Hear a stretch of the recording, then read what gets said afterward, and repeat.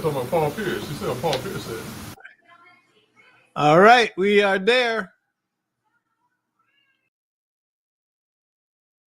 That's a basketball player. Is he married? Nah. Ever been? I don't think he's ever been married.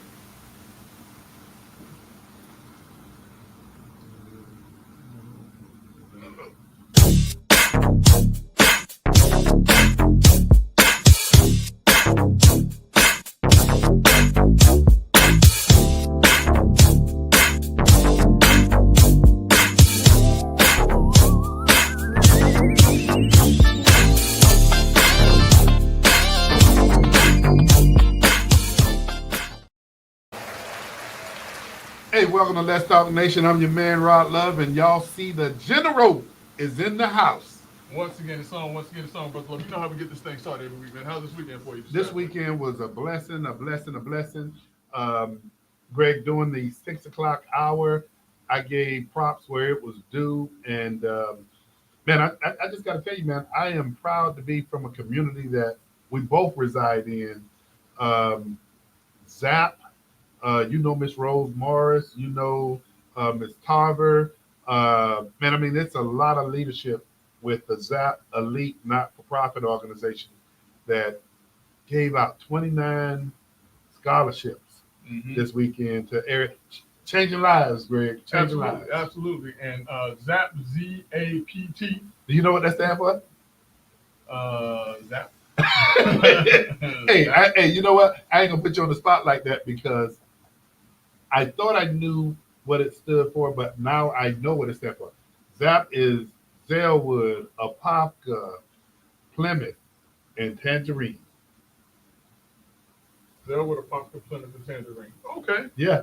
All right. Yeah. See, I didn't know that, but when I tell you, now they could have done TAPS. They could have done.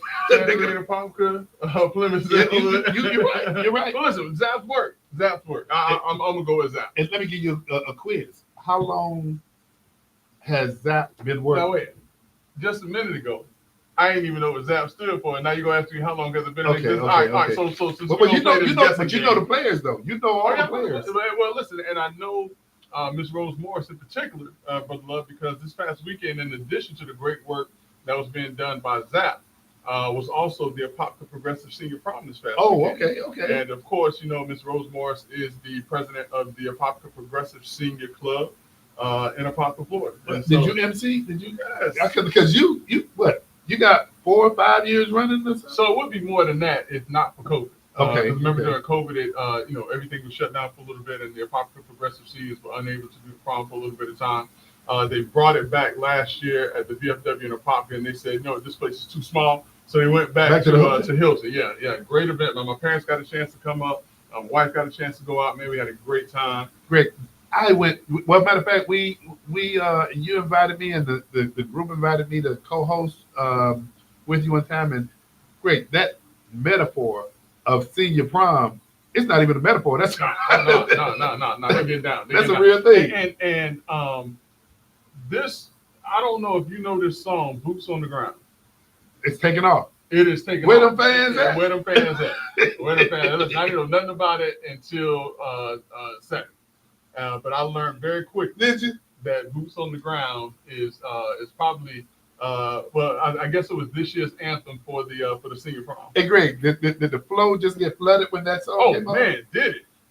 It was surprising. The flow was so. The only other song where the flow was even more crowded was "Wobble." Oh, okay. Hey, but man, I think "Boots on the Ground" is taking over. It is, man, and it's a neat little song, man. At first, I was just like, it's kind of cheesy, but then after I listened to it and saw everybody get down with the fans, my mom got her own little fan with it, do the little thing or whatever. But yeah, man, it was fun. Okay. Well, man, that was my weekend because my baby girl is on that path to next week, man. Yeah, it's about that time. Next week, congratulations, man. So Zach gave away what? 29 scholarships. Wow. And Greg,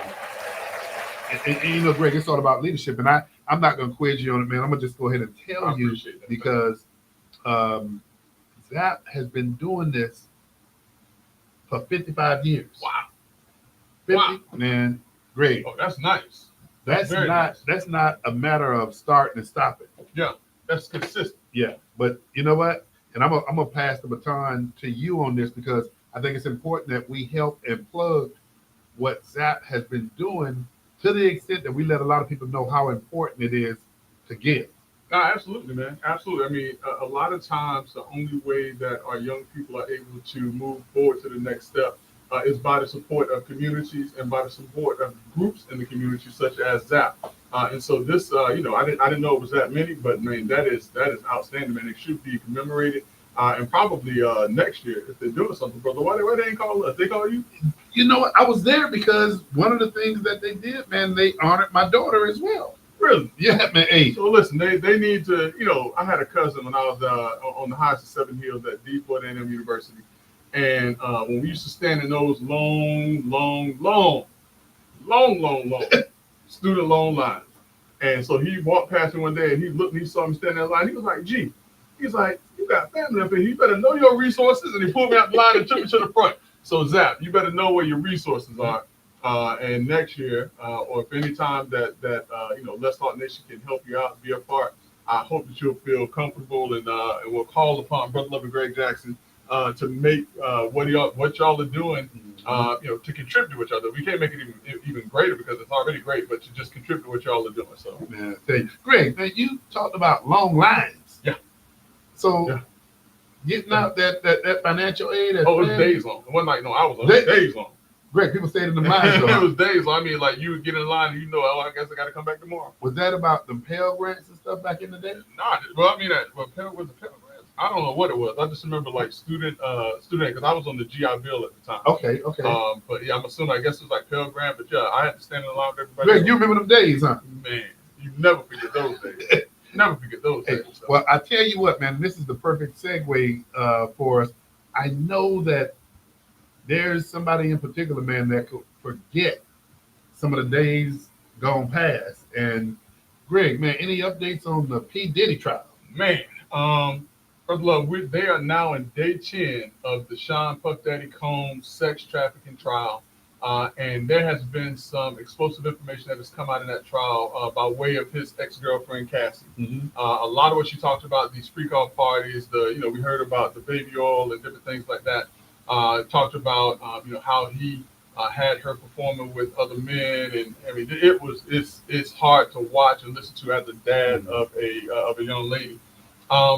But what I think, Brother Love, is I think that the government is failing to support its case of sex trafficking. I think that they're putting together a very strong case for domestic abuse, for exploitation of a female, and different things like that. But I don't see at this point where they're putting together a strong enough case for sex trafficking, which is almost akin to a RICO claim of a organization that is moving people from one place to the next for profit for the sexual trade product. Well, I'm glad you brought that up because just observing what the talking heads have been saying, and I'm talking about talking heads on the varying channels. Yeah. Greg, what they're saying is this guy a batterer, domestic violence batterer? Yeah. They're saying, Yeah, that goes down, yeah. They're saying, is this a bad guy? Is this a guy Yeah. who beat on his girlfriends and things? And guess what? Yeah. They're saying, yeah, they're making the case for this guy to be a bad guy as to being a domestic violence person who just treated people wrong. But he says they're not making the case, this federal case that they're trying to make. Yeah. And one of the talking heads said, at the end of the day, for the time that this guy has been in jail, he says this might subsequently amount to time served with a lengthy period of time of probation and major. And one of the guys said the restitution, the $20 million that he paid Cassie. Yeah. Well, I don't believe that because she was there testifying under a court order.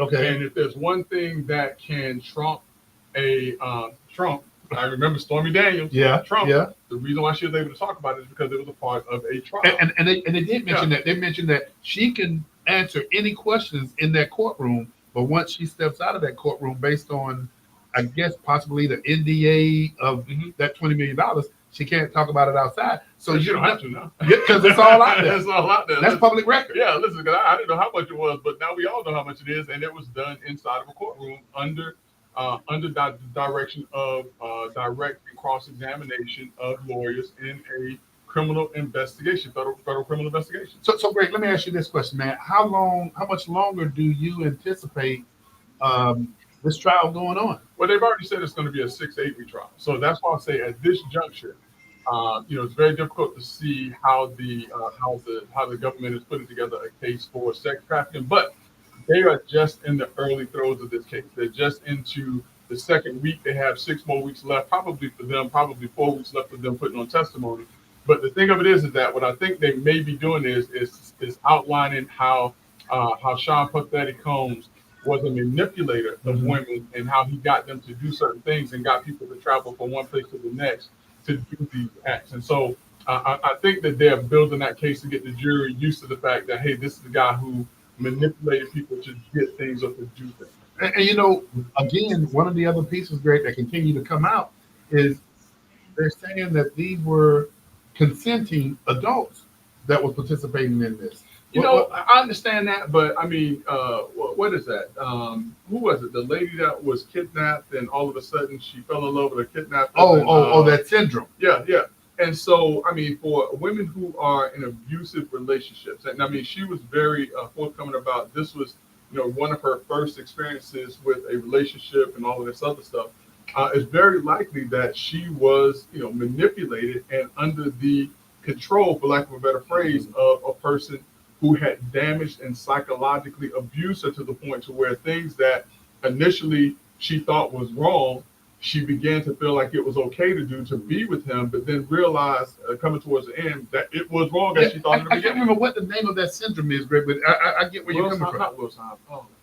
Stockholm syndrome. Yeah. Stockholm syndrome. But I mean, while the rest of the folks, because I know there are a lot of folks out there in Let's Talk Nation that are probably trying to chime in and tell us what it was. We just want to let them know, remind them that they're tuned in to two of the most influential voices in Central Florida on Monday Night Podcast, Brother Love and Greg Jackson, the dynamic duo, guaranteed to raise your IQs 10 to 15 points on some nights, Brother Love 20 to 25. And if you want to be a part of the night show, all you got to do is go to your Facebook. Use your little Twitter fingers and you can communicate with Doc Polite, Brother Love, and myself. Or you can go to 407-921-6195 to speak to two of the most influential voices in Central Florida, Brother Love and Greg Jackson, the dynamic duo. Brother Love, let's get it on. Greg, this case is What's that? Come to think of it, the only thing that we also have been looking at the whirlwind of travel that's taking place, man. And I don't want to jump to what's taking place with Washington and President Trump just yet. Yeah. But man, these are the two topics that have really been sucking all out of the air out of the place, man. I mean, listen, no, you're absolutely right. And up until this trial started, it's interesting and ironic that the talk of the country was actually Shedeur Sanders and Shiloh Sanders. In this case, and what's been taking place in Washington, D.C., and like you said, we'll be talking a little bit more about that because that is, quite interesting, has basically been the talk of what's taking place in this nation, in addition to, Brother Love. In addition to, now, we can't forget this, is that the Catholic Church has now elected its first U.S. Pope. First U.S. Pope by the name of Robert Prevost. Very good, very good. Out of the great state of Illinois, out of the city of Chicago, and he was a cardinal over in Peru. And from the early signs, it seems as if he is going to follow through with what Pope Francis was doing in terms of his position and his policy. But this is a historic time in not just the U.S. but in the world, and that the Catholic Church is now run by one of the newest countries in the world of religion. Greg, you know what I'm curious about, and I know our engineer or Doc Polite will let us know, but I wonder how many popes have there been? 268 now. I think he makes it 268. Oh, so you did your homework. Yeah. Okay. But I just kind of remember from when Pope Francis passed away. They either said it was 200. He was either the 264th or the 266th. I can't remember.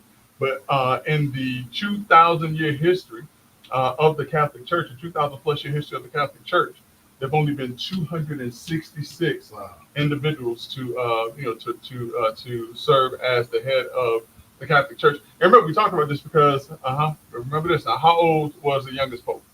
Got to be under 80 years old to actually go into the conclave, right? No. How old was the youngest pope to ever serve? Man, was it like 14. 11? 11. It was 11. Oh, 11? Yeah. Dr. Blight, what's going on, man? Long time. Look at that. Doc, look, got the little thing on stage, Doc. What's Hey. going on, Dr. Blight? Nothing, man. I'm hot. Yeah. The AC Hot. not working over there? Yeah, it went out last week. Oh, for real? How you Like, you for going? real Yeah. hot, man. Yeah, I had to order a whole system. Oh, dang. Listen, man. I do You not know, envy you. one of the things, it's interesting y'all guys will talk about the Sean Puffy, Diddy, Puff Daddy trial. He got so many names. You know, me and Rod talked about this, about the fact that none of this came back until, really came out until he sued Diageo.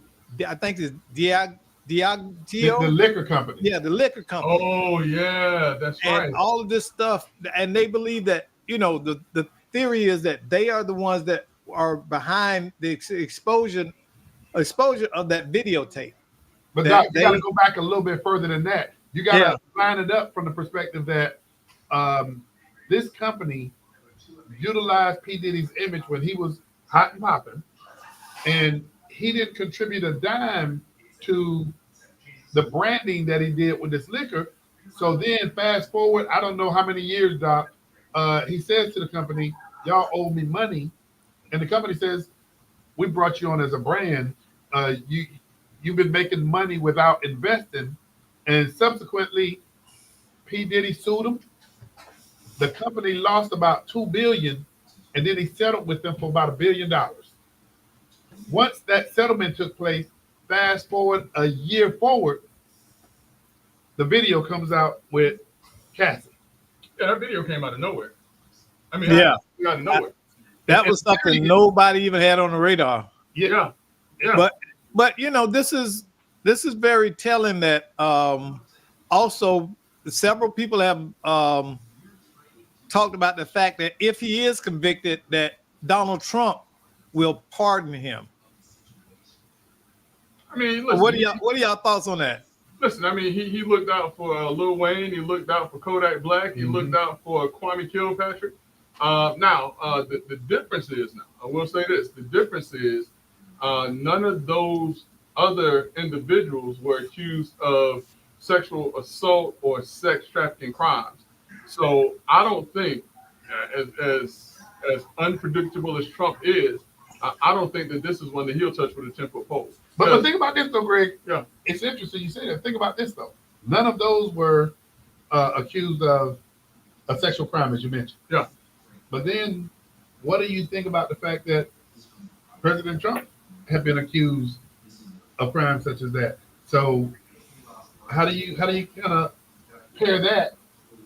Because he's had that experience. Well, because one of his things was this. His thing was that he would never do anything that that disgusting anyways. Like the stuff that Stormy Daniels was saying. He said, so he would have to now turn around and say something that he would never do, that he's going to pardon somebody for doing something he said he would never do. Gotcha. So, he could probably sympathize with him, and if he is found to be, not guilty, whatever the case may be, but to turn around and say, hey, I'm going to pardon you for doing something that a jury has found that you have actually done, I think that would be very difficult. And from a PR standpoint, like I said, he is unpredictable, but I don't think that he's that unpredictable. Rick, have you seen where this case has 8 high-profile federal prosecutors?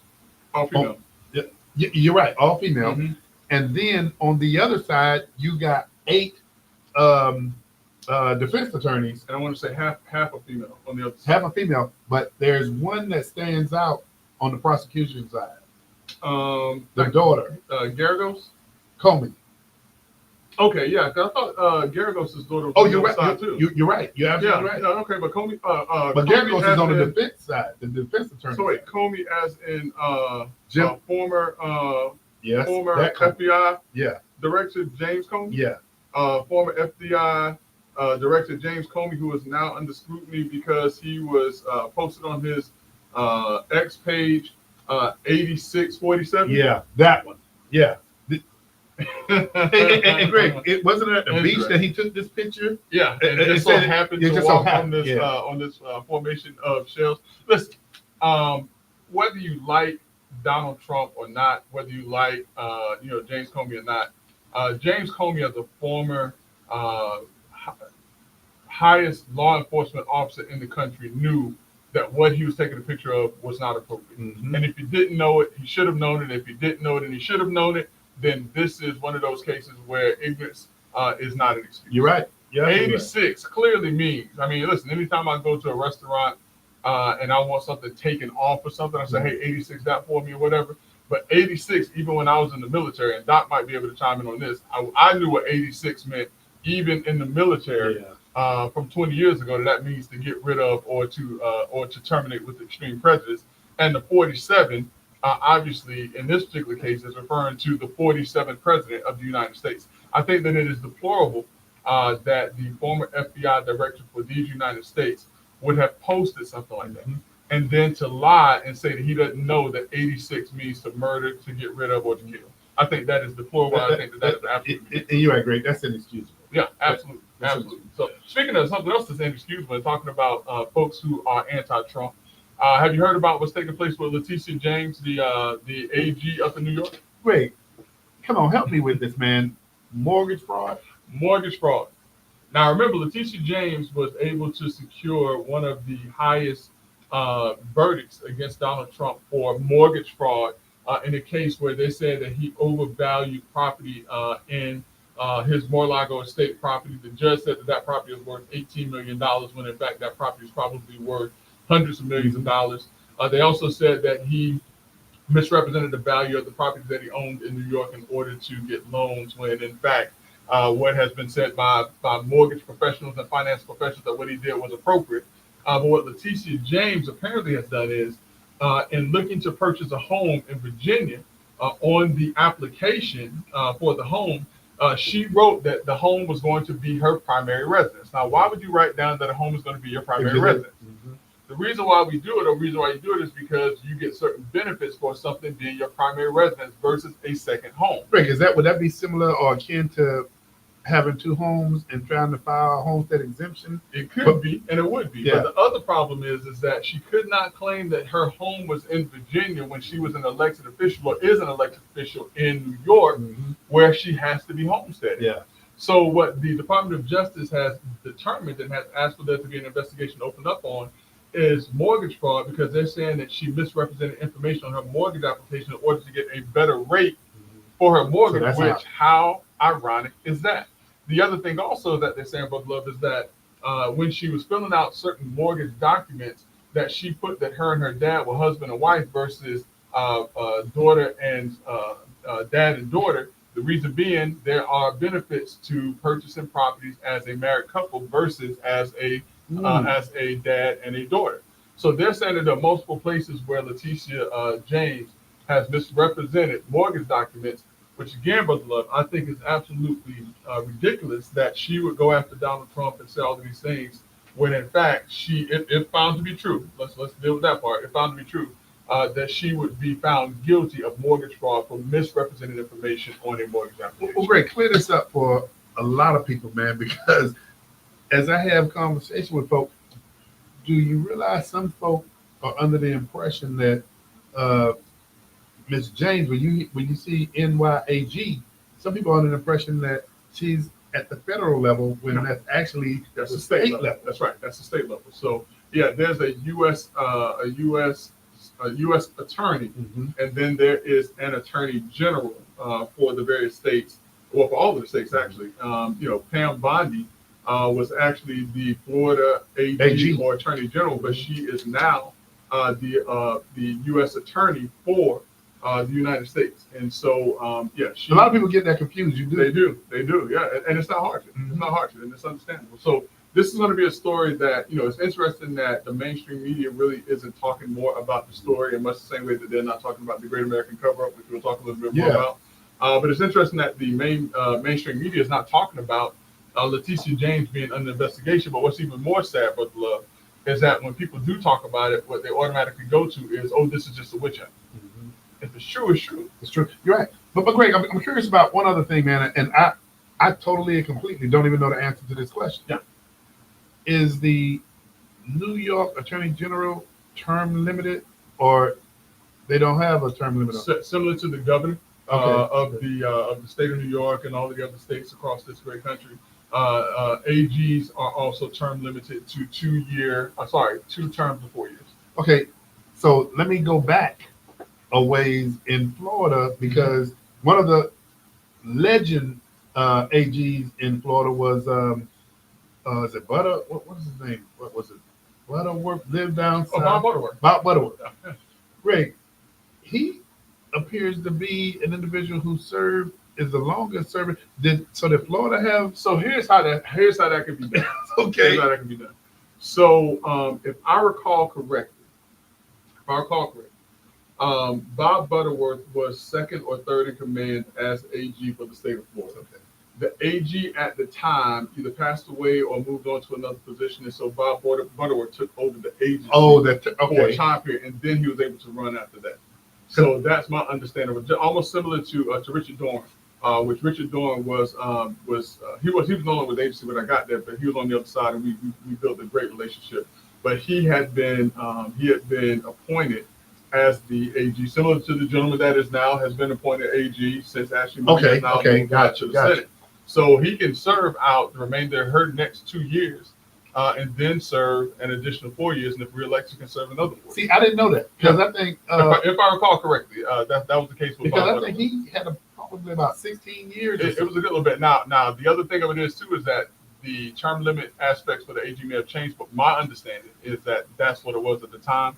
Or let me double check that because there was also a time period when the AG was appointed. Oh, okay. So let me double check, but I know it was something where it wasn't an election. It was partially it was an appointment as opposed to And you know what? elections. You're right, because the cabinet, the Florida cabinet, used to be much larger, and it was appointments. But Right. then the cabinet now is made up of the governor, the chief financial officer, and the attorney general. and attorney general. Yeah, You're right. yeah. So that's what I knew it was. I know it was an appointment. I just Yeah. don't really know how the. I just have to remember how the appointment came back. So it may have been at the time when they were appointing cabinet members. Yeah, we're going to school tonight. Yeah, listen, we're man, going so to school. listen, they're getting that 20% tonight. They're getting the 20% IQ tonight. So. Hey, so with that, we're going to jump to another item, Greg, and I think this is real interesting. And just to kind of frame up, just before we talk about what this item is, Doc Polite, I'm going to ask you, man, if you roll that first video for us, man.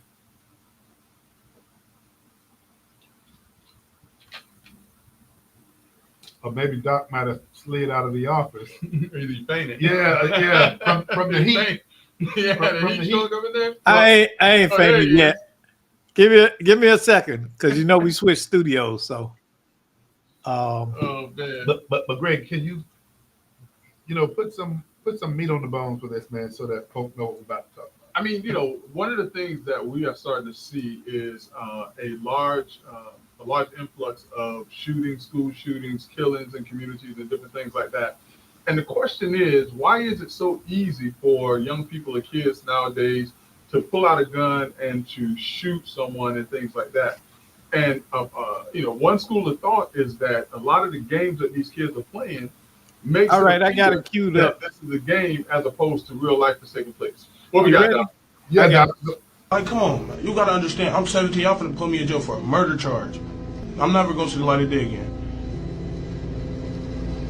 Like, y'all, you wouldn't even trying to work with me, like, work with you now. Like, you already knew you was gonna put me in jail when you came in here. Like, So, I mean, what did you expect me to do? man, they made it seem like y'all was just gonna interview me and I was finna go home. And again, like I said, you asked for an attorney. Come So on, at man. this point in I don't time, wanna, come By- on, man. by right. Come on, man. By- Please, man. Come on, man. Please. by law, I cannot engage in a question and answer Come on, man. session I'm with only you. 17, man. I Please, understand man. that. Come on. What are you asking me to do? Like, you can't, like, Can I go home, man? Like, let me home. In court after an admitted killer's caught on camera smiling. Like, come on, man. In court after an admitted killer's caught on camera smiling. Okay, so Greg, one of the things, I mean, and this kind of dives into when he kept saying, "Hey, I just thought y'all wanted to question me," I'm and, just 17. and so when you talk about VR and things of that nature, it didn't seem like he had his arms around reality. I mean, like I said, the unfortunate thing now with games like, Fortnite, which I don't even know if Fortnite is as big as it used to be, or Grand Theft Auto and different things, gaming systems like that, or things of that nature. Kids now view murder as a game. They view taking someone's car or taking someone's property as a game that you get points for. And if someone is killed, to some extent, that they just hit a restart button and life just starts all over again. And just much the same way as the young man on the video was showing, they think that if they do something, they just say, "Hey, look, I'm just such and such age. You can't hold me responsible for these things that I'm doing." And Greg, we talk about some of the different courses that the legislature are making mandatory in public schools now, such as financial literacy. Yeah. But Greg, I mean, just my opinion, when you look at the level of youth violence that's taking place and tying it to VR and these video games and things of that nature, Greg, I think, man, from a mandatory perspective, I think some of these real life scenarios need to be shown in school. And there's one other one, man, that I really want you to see too, Greg, because people don't see this side. Hey, Doc, do you have the young man? Support the charges, considering the relevant factors, and the charges being ordered held without bond. This is the moment a 16-year-old broke down in court after being denied bond for the murder of another teen. Thanks. Greg. Listen, I know what to expect. If I'm, as an adult and I go out there and I pull the trigger and I purposely shoot and kill someone, or even if it's in self-defense, I'm going to find myself in a courtroom, and that's what can happen. But these kids don't understand that when they go out and they do these crimes, that this is something very real that can happen. And listen, call me archaic, call me what you want to call me, but I think that to some extent that they need to make prison. Because I think that sometimes these people go to prison and they think that it is a place to go to gain cred and all of this other stuff. Now, granted, I've never been to prison. I don't know what happens up in there, and I don't plan on ever going to prison. That's the one place you will probably never see Greg Jackson. I don't even go to visit prison. And so, if we look at these Venezuelan prisons, that's where I was going to go. You understand what I'm saying? If we look at these Venezuelans, nobody's trying to get back there. But you have these kids that, I want to go up in there, I want to prove this. I mean, listen, you go up in there and it's a whole nother ball game on there. Let me hit you with this, and I'm going directly for you to showcase your legal skills, so to speak. Mm-hmm.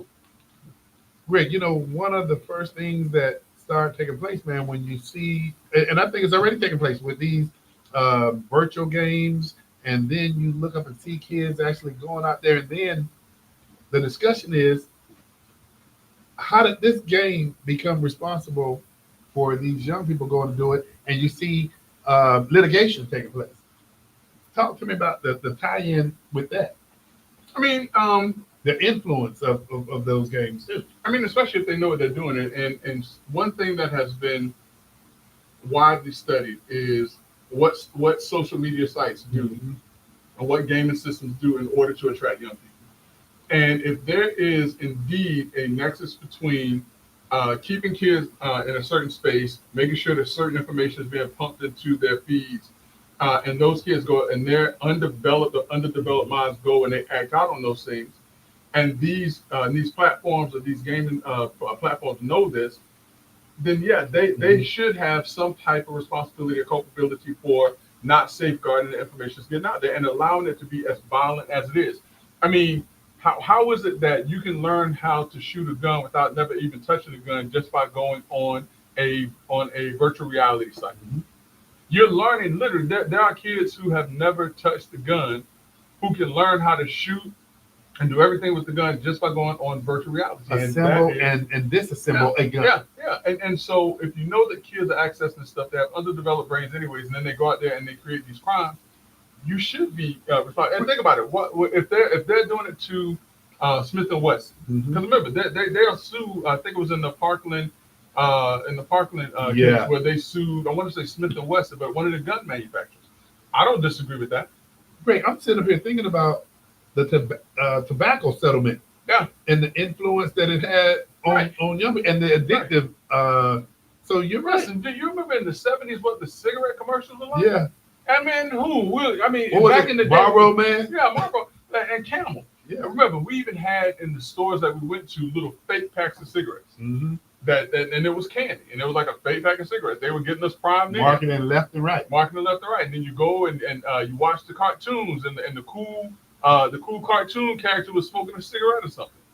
Greg, it the was all tobacco, there, the yeah. tobacco settlement was used. What was it, about People still 20? getting paid. Yeah. People still getting paid over that. Yeah, and so if there's a nexus between a company targeting people, putting certain things into their psyche Mhm. purposely, and those people acting upon those things and being harmed by those things, then yes, I believe that there is clearly a case to pull them in and to hold them responsible for things that are taking place. And I'm surprised that more people have not talked about what gaming systems are doing to our young people's brains with these games. What was the name of the game you just mentioned? Grand Theft Auto. That, Greg, I mean, over the last few years, I've seen that on TV more times than not, addressing litigation with that game. Yeah, absolutely. So, but yeah, I mean, that's a great. I hate to, no, it's not a great topic, but it is something that we most certainly need to continue to keep our eye out on. And like I said, I'm surprised that more people have not called on gaming companies and things like that to be responsible for a lot of these shooters and killers that we're seeing, particularly when through VR and these gaming systems, kids are learning how to use and to use weapons and to target individuals with these weapons. Man, you're making me think when you look at the gun industry and when you look at the VR aspect, you just wonder when are they going to say we're not going to take this by ourselves, Yeah. pulling in those VR companies Yeah, too. absolutely. So Greg, I got to take another leap, man. When we were talking about Harvard a couple of weeks ago, and the money that was pulled, I think it was about $2 billion. That $2 billion and 400 was it 400 million? Maybe it's 400 million. No, 400 million from Colombia. Okay. Yeah, 400 million from So Colombia. Columbia, man, just recently, man, what took place there? So about 2 weeks ago, while students were studying for finals on the campus of Columbia University, there were some individuals that came in and took over the library at Columbia University. And remember, Columbia University has been is one of the universities that has been targeted by the Trump administration for not helping to keep its Jewish students safe on the campus. And so I want to say that the protesters or the takeoverers or whatever you want to call them were there for approximately 4 or 5 hours before the president of Columbia actually called for and allowed the NYPD to come in and to remove and arrest the individuals who were there. 4 or 5 hours, Greg. That's what, yeah. And that's private property, right? That is private property, which is why NYPD couldn't just go on the campus. They had to wait for the president to tell them to come on. Now, the only way that NYPD could have gone on without permission is if there was like a shooting or something like that, which fortunately that wasn't the case. But this is just yet another example how on the campus of a higher learning, Education, institution, that they are being targeted by groups that are coming in and that are putting forth certain, I'm going to say propaganda for lack of a better phrase. And this is why the Trump administration has removed or has reduced the amount of funding from these schools, and that's also threatened to take away their tax exemptions. So Greg, to your knowledge, was any arrests made, or did Yeah. it just? Yeah, there were arrests made. Now there was no one injured, to my understanding, but there were some arrests made. And I want to say that there are some individuals who are now going to be subject to deportation, so removal from the country. So, Man, I tell you, a lot of things are happening. But something that's happening locally is that we see that the race for Orange County mayor is starting to take shape here. listen, it's kind of interesting that it's only just 2 people in the race right now. And we were talking about what it was about 8 people That's whose names have been floated around. yeah. Yeah, names have been floated around. And so at this juncture here in Orange County, former commissioner for District 6, Orange County District 6, now current clerk of courts, Tiffany Moore Russell, has announced that she is running for mayor of Orange County. But also, there is a challenger or another, I don't want to say a challenger because they're both running for the seat. But there's someone else who is running for that seat in the form of commissioner, now current city commissioner for District 5, Mario Uribe. Yeah. So we have 2, and let's mention those are the 2 who have committed, who have announced. Right, that's right. In that about a month or so ago, former Congresswoman Val Deming's name was floated. That's right. Stephanie Murphy, Stephanie who Murphy's also the name. former Congresswoman name was floated. Which ought to be interesting. 2 Democratic, well, actually, all of them are Democrats, although it's a nonpartisan race. You're No, right. no, All of them no, except no, one. no. Murphy is not. Murphy's Wait, who am I thinking about? That's Republican. yeah. Former county commissioner Scott Boyd, That's right. That's right. District Okay. 1, former All District 1. Yeah. So listen, so we have 2 people who have joined the race, and there are potentially several others who may join the fray in the form of former Congresswoman Val Demings, former Congresswoman Stephanie Murphy, and former Orange County District 1 Commissioner Scott Boyd. And that race doesn't take place until That race is now. That race is now. That race is now. You're right, and you will see. You'll see this thing forming up. But great, the election for that doesn't take place till 2026. Yeah. Well, listen, it's already 2025. And we're halfway So through the year already. 2026 meaning that they're sworn in 2026. Great. Remember we used to sit here and we used to talk about how races are starting early. Yeah, yeah. And so if you ask me, I think this one started kind of late. Hey, listen, let's circle back on something. Let's circle back on something.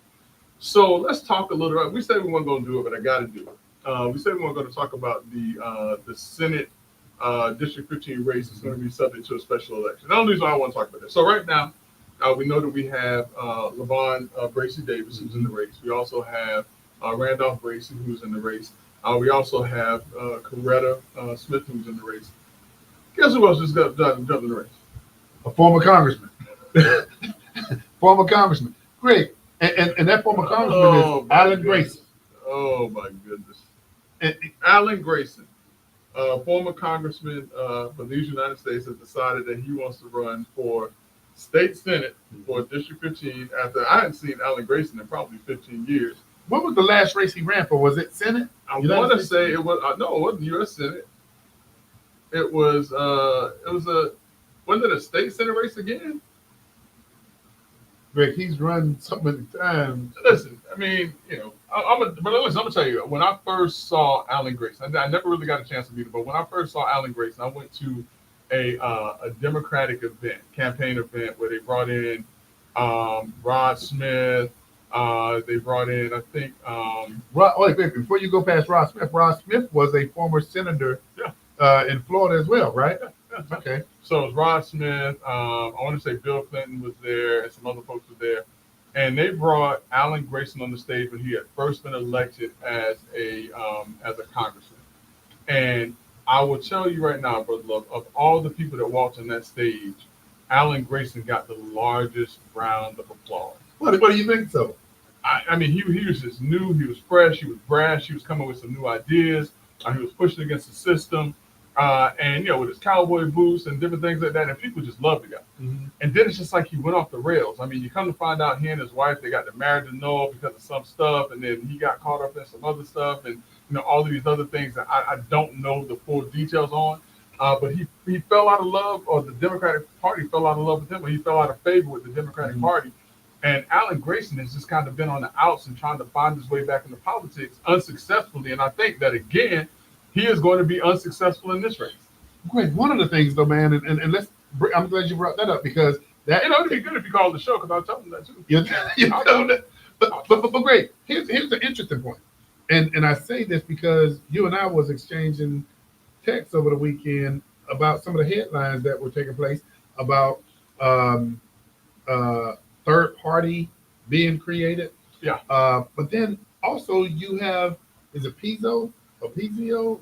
Former, oh, he's not former. He's actually a senator who left the Democratic Party. Oh, yeah. Jason Pizzo. Mm-hmm. And, you know, I was reading about this guy. And I say this in line with Alan Grayson.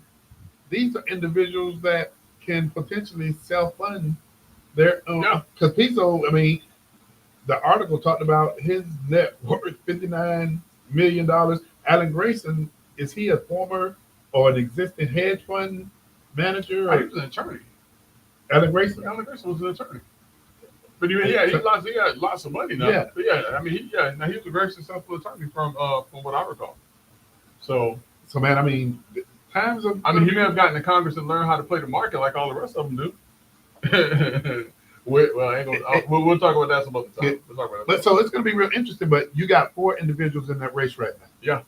Yeah, which you know, I think I know where it's going, but you know, we're going to let the people decide. And I will mention this before we move on from that. I can't recall a time that I've ever witnessed us having Tiger Bay in our community, which May the 30th. Well, no, yes you do. Oh yeah, yes you do. Val Demings and Geraldine Thompson. Oh, so it was a Tiger. Oh, I see. I didn't know that. Yeah. I thought this would have been the first one. No, Val Demings and Geraldine Thompson. Yeah. May the 30th, Tiger Bay is hosting Senate 15 candidates, and I'm not sure if House 40. How's that one shaping up? I haven't been really watching that. We probably need to pay some attention. Well, we know it's 2 candidates in that race. I don't know anything about that race. One, and I don't, and I apologize. I know one is an aide right now, right? Correct. Okay, that's all I know, but I don't know any names. And the other one is former representative, not for that seat, Travertius McCurdy. Okay, all right. So I know his name. Yeah. He came in. He spoke to us. He brought us receipts. Yeah. Hey, that's the first time I saw that move. He brought the receipts, man. So listen, we'll talk a little bit more about that one when the time comes. So great, we're gonna dive into something, man, that I mentioned earlier, man, that took place, man, and I mean it was a whirlwind. Yeah. First president to be able to walk in and chew gum at the same time, man. Listen, man, for what it's worth, like Donald Trump or not, Donald Trump is juggling a lot of different things and is getting a lot of different things done. I know that there were a lot of folks who were very skeptical about Trump when he pulled this whole tariff thing. And Trump said straight up, he said, everybody's going to want to come to the table and make a deal. And we looked at him like he was crazy. I looked at him like he was crazy. And, I watched my stock portfolio take a nice little dive. But, me being who I am, I understand markets. I understand that it's going to do what it's going to do. But I'm going to keep doing what I'm doing. And I went and I looked back at my stocks, last week, and I made money. I mean, I'm talking about because I stopped putting money into it and I diverted my money somewhere else, and I purposely didn't put money into my stock portfolio, and my stock portfolio has more money in it than it did before this thing took place. So is this a result, you think, because the UK was the first country that UK was the first to make a deal with Donald Trump? And, this whole back and forth with the U.S. and China was at 125, we were at 145, and these tariffs, and everyone was concerned about, about trade and all of these other things, and people were freaking out. And then last week, all of a sudden, we hear they cut a deal. Yeah. They cut a deal. And the market responded favorably to the fact that Trump is out here cutting deals, using tariffs to cut deals. And now, walking and chewing gum at the same time. In addition to that, he signed a bill to lower drug prices. In addition to that, he went over to the Middle East for a 3 or 4 day tour where he met with heads of multiple Arab nations and has come back with $2 trillion in commitments for business investment or business involvement with Arab nations or certain Arab companies and the U.S. or U.S. companies. Great, I see all of that, and man, you look and you watch, you learn. But Greg, I'm starting to also pay attention to some of this dangerous language that I'm seeing that's taking place, man, in politics.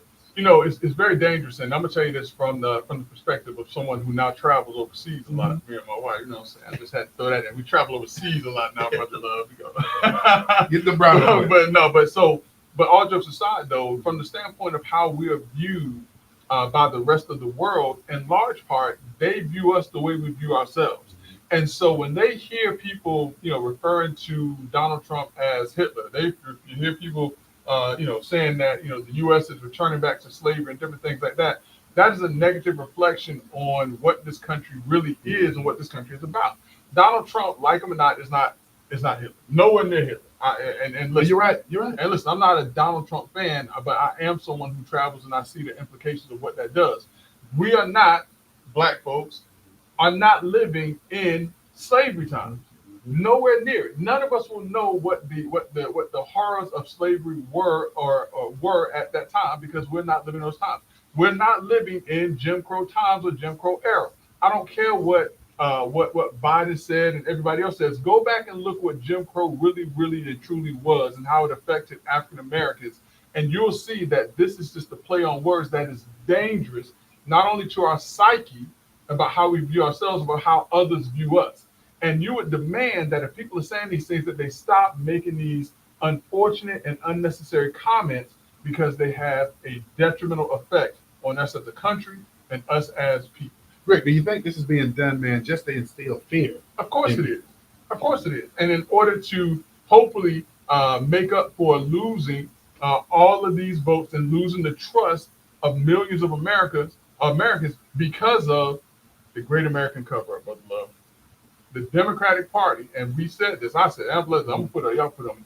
I said early on, back in June, before the debate with Donald Trump and Joe Biden, that Joe Biden was a shell of himself and was not mentally cognizant to serve as president of these Rick, United States. you know, when we were having that conversation way back, we got a lot of pushback on that. Yeah, we did. We did, because you're just saying that, and Joe Biden, he can serve as president. And now what we're learning, Brother Love, is that there were people in his own cabinet that were saying that they could not even meet with Joe Biden by himself. When he would come to meetings, he would not speak in the meetings. He would have fixed notes of things, of questions that he can ask, and nothing more than that. His inner circle was keeping him away from the individuals that were there to support him, and they did not know how bad he was from a cognitive delayed or cognitive decline standpoint. You're right, and you know what? Let me say this too, because you and I were talking about this before the show. That our heart, and prayers go out to him and his family, because what was it? Was it this past weekend? Yeah. Everybody learned about his diagnosis. Yeah. And that with prostate cancer, was it? Mm-hmm. An aggressive form of prostate cancer is spread into the bones right now. Yeah, But metastasized to the yeah. bone. But Greg, to your point, man, the other interesting piece is his transportation. Buttigieg was his transportation secretary, right? Yeah, and Buttigieg is the one. Who's the one writing the book? The Buttigieg is writing the book right now. He Talking is- about how he was deceived. Yes. Yeah. And making a tour to start ramping up his own potential presidential campaign. Yeah, he counts Crystal on that one. Yeah, he counts Crystal on that, because no one is going to trust anyone that was in that administration, because they told us and they told the American people that there was nothing wrong with Joe Biden, when in fact when I saw the debate with Joe Biden and Donald Trump, I really and truly was saddened by what I saw. And I saw that his family was propping him up. They were not protecting him. I personally think that it was and is elder abuse, the way that they wanted to prop him up like Weekend at Bernie's, because that's what they were doing. They were propping him up and making it look as if he was cognizant and able to be president of the United States. And so the question, we beg the question, Brother Love, if he was that declined, who was running the country in those 4 years, and who would have been running the country for the other 4 years? You're absolutely right. You're absolutely right. But you know what, Greg? The fact that took place in June, where it otherwise would have taken place in September, the country would not have known.